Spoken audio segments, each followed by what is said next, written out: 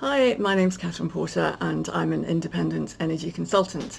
In today's video, I'm going to talk about nuclear power. First of all, what is nuclear power? Looking at both fission and fusion. A little bit about the UK's existing nuclear fleet and our plans for new nuclear. What other countries are doing around nuclear power. And then finally, I'll talk about small modular reactors. So here we go. Currently, all our nuclear power stations around the world generate electricity using a process known as nuclear fission, essentially splitting the atom. We have nuclear fuel that contains atoms of uranium, known as uranium-235, and small atomic particles called neutrons are fired at this fuel, causing the uranium atoms to split, and they split into barium and krypton. And in that process, more neutrons are released. And these neutrons go on to collide with other uranium atoms, causing them to split, and we get a chain reaction. When the uranium atoms split, large amounts of energy are released in the form of heat. And that heat is used to boil water to create steam. And then the steam drives a turbine to power a generator that generates electricity. Because nothing is burned in this process, no carbon dioxide is released. And this means that nuclear is a zero carbon generating technology. So moving on to nuclear fusion.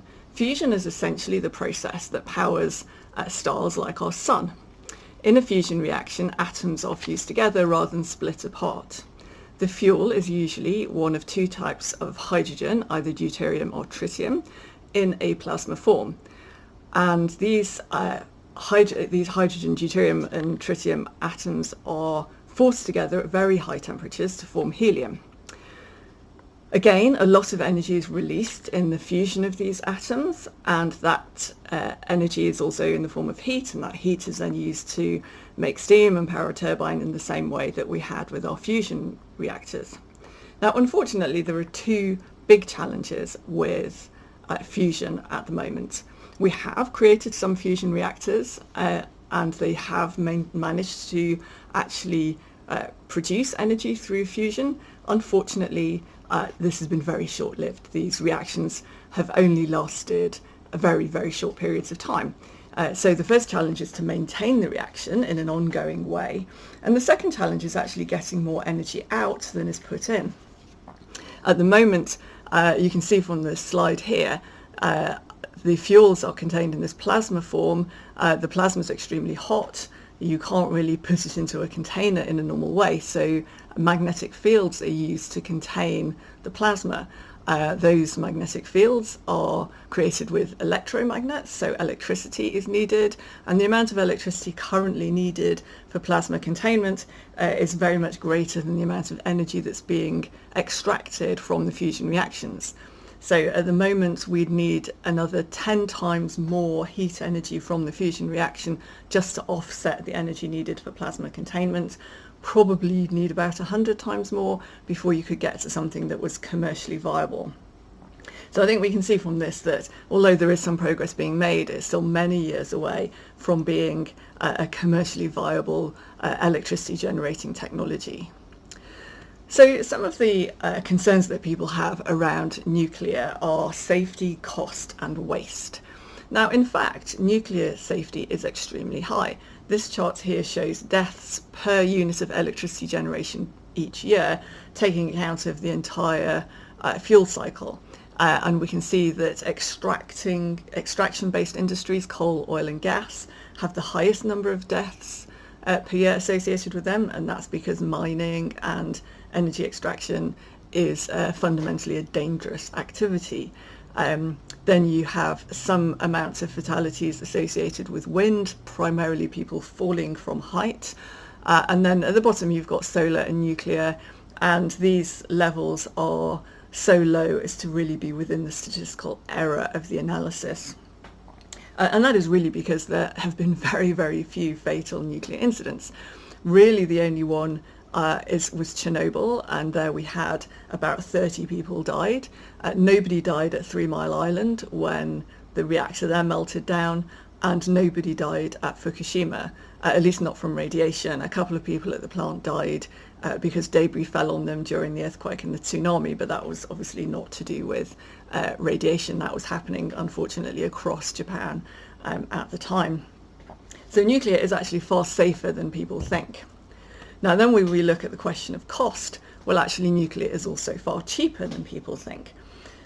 One of the big fallacies at the moment in the discourse around energy cost is the focus on short-run marginal operating costs and this idea that wind and sun are essentially free. But of course that doesn't take into account A, the huge amounts of money needed to build the machines that will capture wind and solar energy, and also the other wider system costs that result from both their intermittency, the fact they depend on the weather, and also their low energy density. And this means you need lots and lots of these machines to get the equivalent amount of energy that you would even just from a conventional gas plant, never mind a nuclear plant, which is much bigger again. Normally your nuclear power stations are 2 or 3 times bigger than a typical gas power station would be. And so here we have some analysis by Bank of America, and on every metric nuclear is coming out as the cheapest form of energy in terms of cost of generation, in terms of the full system cost of energy, and then what we call the energy return on investment, which is really essentially how much energy you get out based on the money that you put in. And then there's the question of waste. So in fact people seem to have this idea that we're sort of knee-deep in nuclear waste, and in fact that's just not the case. Nuclear waste is much smaller in volume than all the other toxic waste that's produced by the economy every year. These drinks cans, this idea was actually initiated by the Canadian nuclear authorities, and they calculated that if a person were to meet their entire lifetime energy needs just through nuclear power, then the waste that would be associated with that could fit inside a drinks can. And so we can see from this that actually the issue of waste is pretty small. If every human being had 1 drinks can worth of waste for their entire energy needs from their whole life, then this is not something that's beyond our capabilities to manage. The long-term strategy for this is just to find some suitable underground storage and to put it there. But in the meantime, while we're trying to find this suitable storage, we can just keep it at secure sites above the ground. We do so very safely, and it's really not a problem. Now, some people might have heard about Sellafield and the problems with Sellafield, and these are indeed real problems, but they are a result of poor nuclear materials handling in the past. This is a legacy problem. If we stopped all nuclear power generation today, we would still need to clean up the Sellafield site because of errors made in the early decades of both civil and military nuclear development. And so the message is modern nuclear waste is small in volume and easy to handle, and we know how to do it safely, and really it shouldn't be a barrier to the expansion of our civil nuclear programs. So then we'll look at the landscape in Britain right now for nuclear power. We have 5 existing nuclear reactors. We have 2 at Heysham, so unfortunately there's a typo on my chart there. We've got Heysham 1 and Heysham 2. Torness and Hartlepool, they're all advanced gas-cooled reactors, the oldest type that we have. Then at Sizewell B we have a pressurised water reactor. And then we have 1 new reactor, well actually 2 reactors at the same site at Hinkley Point C. They're currently under construction, expected to open in the early 2030s. And there's a further pressurised water reactor that's being planned at Sizewell C, adjacent to the Sizewell B reactor.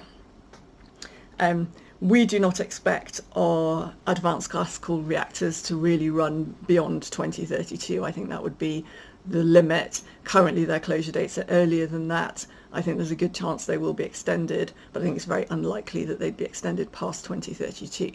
And so the hope is that they will last up until Hinkley Point C opens, but nevertheless we will then see essentially a halving of our nuclear generating capacity. Now, I was very fortunate in the past couple of years that EDF, that operates our nuclear fleet, invited me to visit a couple of these power stations. So I visited both Torness, Advanced Gas-Cooled Reactor, and also Sizewell B, Pressurised Water Reactor.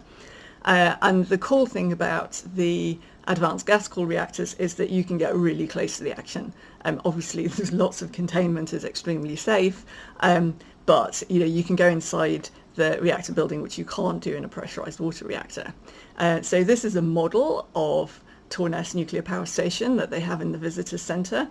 And you can see in the middle there where the reactor is and all the different fuel rods and all the containment around it.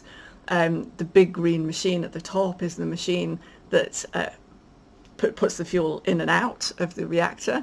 And there's a floor there on which I stood. And that was very cool to know that you're standing on top of all of that. And I have to say, it was a very quiet and clean and not hot room. There was nothing in there at all that would give you any clue as to what was going on below your feet. And then you can see the pipework that takes the steam over to the turbine in blue on the right, and the generator, and then that generates electricity that's sent out to the grid. And here are some pictures of me just to prove I was there. So on the left, that's me standing with the plant manager on top of the pile cap. So beneath my feet is the actual reactor, and then I'm standing next to the turbine there in the turbine hall. So moving on to okay. So before I talk about small modular reactors, I want to talk a little bit about what's happening elsewhere with nuclear development. So in Europe, EDF has been building the only new nuclear power stations. It's developing the reactors at Hinkley Point and Sizewell C. And this is a technology known as the European Pressurised Water Reactor. It's also opened about a year ago, one of these at Olkiluoto in Finland, and just very recently opened one at Flamanville in France. This was supposed to be their flagship reactor. Unfortunately, it's had a lot of problems and keeps breaking down. All of these EPRs have been subject to lengthy overruns, large cost overruns, lengthy delays, and have been really quite troublesome. And there's a number of reasons for this. One is that EDF had quite a long gap between building its previous reactors and starting to build these new ones. So a lot of skills had been lost and supply chains had gone stale. So reskilling was required both within the construction itself and within the supply chain. From the UK perspective, our regulators required 6,000 design changes to the design that had been approved by the French and Finnish regulators. Now, this is rather unfortunate because the French and Finnish regulators are not known as being cowboys who don't care about nuclear safety. So we really need to ask some hard questions about why our regulators caused so much trouble. And obviously that had big implications for cost and also delay. And if you think about, if you want to really understand how damaging these regulations can be, Sizewell C is an exact carbon copy of Hinkley Point. The Office for Nuclear Regulation said it would do a light touch regulation if it was an identical reactor with no changes. Nevertheless, despite being the identical design to Sizewell C, located at a nearly identical site to Sizewell B, some 40,000 pages of environmental statements were necessary for the approvals process. And this is very difficult to justify. It should have been possible to write on 2 pages what are the differences between Sizewell C and Sizewell B, and left us at that. There cannot be 40,000 pages worth of difference between the 2 sites.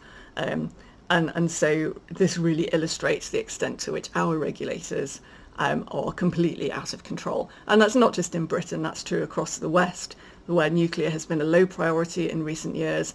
The regulators have had minimal oversight and they've drifted into risk elimination rather than risk management. And obviously that's not a sensible way to go. If the government said that we all needed to wear 57 seatbelts in our cars, we'd think they'd lost their minds. Unfortunately, nuclear regulation is in that zone. We need to scale it back. It won't make nuclear less safe, it'll just make it appropriately safe. So in the US, they've had similar mishaps. Westinghouse has developed a technology called the AP1000. It's also a pressurized water reactor. They've now opened 2 of these at Vogel. Again, lots of cost overruns and delays. The real success story for Western nuclear development has actually come out of South Korea, where their nuclear energy company KEPCO has now built 8 of its APR 1400s. These are again pressurized water reactors. It's built 4 in South Korea and 4 in the United Arab Emirates, and it now has new units underway in South Korea. These were constructed on time in around 8.5 years and on budget at a cost of between $5 and $8 billion, and that compares with an expected cost of £35 billion for Hinkley Point C. So I think we can agree that the KEPCO scheme is the better scheme. They have a much better track record. It's a cheaper thing to build. It's actually approved in both the US and in Europe. And really, if we were serious about new nuclear, we would pass a law mandating the construction of 6 of these reactors, bypassing the regulatory processes and leveraging the authorizations secured elsewhere. And we would use public money to finance at least the first 2. One of the big challenges is the regulatory risk around nuclear construction is a big deterrent for private investment. So if the government were to simply go away and borrow 10 to 12 billion pounds in the bond markets for the specific purpose of building 2 of these reactors and then committed to refinancing that after construction, and that's very likely to be done at a profit. The government can borrow far more cheaply than normal investors can, and nuclear power stations are very profitable to run. So once you've de-risked the construction process, these things will be extremely attractive, investors will be very keen to get in on the action, and the government will be able to repay its bonds pretty easily. So now moving on to the topic of small modular reactors. Lots of people think they are the answer. I disagree. I think there is definitely a place for them, but I don't think they're going to be the big solution to our problems. The idea of small modular reactors is that you basically set up a factory that builds your nuclear reactors in modular form that can then be installed on site with minimal on-site engineering. Unfortunately, whereas with a conventional nuclear power station, you have to do a lot of on-site engineering, that's expensive. With SMRs, you're going to need to spend billions and billions on building the factories in the first place, and so far the money for that has not been found. Now, many people believe that because there's a long history of using nuclear reactors for marine propulsion, that this can just easily be plonked on the land and job done. And this picture from Rolls-Royce is essentially how their nuclear submarines work. The first nuclear-powered submarine was launched in 1955, the US Nautilus, and in the UK, Rolls-Royce launched its submarines in 1966. Nuclear power is also used for some surface ship propulsion, for example, in aircraft carriers in the US Navy, and also for Russian icebreakers. But the question is, why can't we take one of these Rolls-Royce submarine reactors, stick it on the land and plug it in? Well, the reason is that they use highly enriched fuel. The purpose really for a nuclear submarine is that it can stay submerged, travelling around the world for extended periods of time, and should not need to resurface for fueling. Not of the submarine itself anyway. It might need to refuel the crew from time to time. And so this highly enriched fuel that's used in this military context is actually not licensed anywhere in the world for civil use. And therefore Rolls-Royce needed to come up with an entirely new design for its small modular reactors. And new designs take time to develop, and they take a lot of time to certify. Rolls-Royce has recently been announced as the preferred bidder for the next generation for the first generation, in fact, of civil small reactors in Britain. But they are not, in fact, leading the market. The market leaders in the West are GE and Hitachi. They have just started construction of the first Western small modular reactors, which are being built in Canada. Unlike everyone else, GE Hitachi are going for a technology called boiling water reactors. They are arguably a simpler technology than the pressurized water reactors everyone else is developing. Probably people are developing PWRs because that's what regulators are more familiar with, since all of the big reactors in recent years have been with that technology. But nevertheless, there are some simplifications around the boiling water reactors which might make this a better prospect for SMRs. We'll have to wait and see. But in any case, GE Hitachi have literally just started building these reactors. They're far ahead of everyone else. Rolls-Royce and the rest are unlikely to bring anything to market in the next 10 years. And really that's why I don't see small modular reactors as being the answer. We need our new reactors to be built now. In fact, we needed them yesterday. And so going down the road as something that's completely unproven is not likely to be the answer. We need to do stuff that works. And what works right now is the KEPCO design, and we should be falling all over ourselves to build those. And we need to do it immediately and not have it in 10 years' time. Now, I know if we started building it today, it would be almost 10 years before they'd open, but at least we'd have a good visibility on that actually happening, unlike with small modular reactors. And the other big challenge with small modular reactors, and one that hasn't really been addressed yet, relates to safety. So one of the attractions of small modular reactors is the idea that you will co-locate them with industry and that this will be extremely efficient. But I don't think much attention has been paid to the safety case here. Our nuclear reactors today have very high levels of security.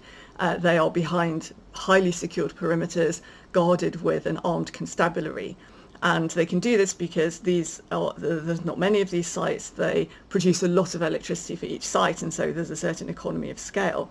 If you were to suddenly have dozens and dozens of smaller versions of this around the country, it becomes challenging to see how you would scale that level of security to these smaller sites.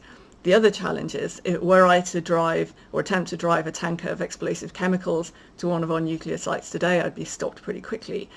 However, if I were driving a tanker of chemicals to a chemical plant, then obviously they'd let me in, assuming I was supposed to be there. But if you had a nuclear reactor at that chemical plant, clearly you're providing some, incentives to bad actors to target those sites. So the safety case will need to be looked at quite carefully. And while it's difficult to blow up nuclear reactors, they're quite hard to attack. That doesn't mean to say that we want people to try. And in the effort, particularly if these reactors are co-located with other stuff that's dangerous, could still result in quite a lot of damage. And coming back to that safety question, well, 30 odd people died at Chernobyl. Tens of thousands of people died at Bhopal, which was the most fatal industrial accident ever, and that was at a pesticide factory.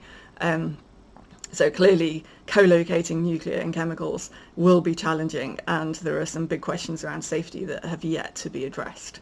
So I hope you found this video interesting. I hope it's given you some ideas about where we are with nuclear today. And if you have any thoughts for further videos, please let me know in the comments. Thank you.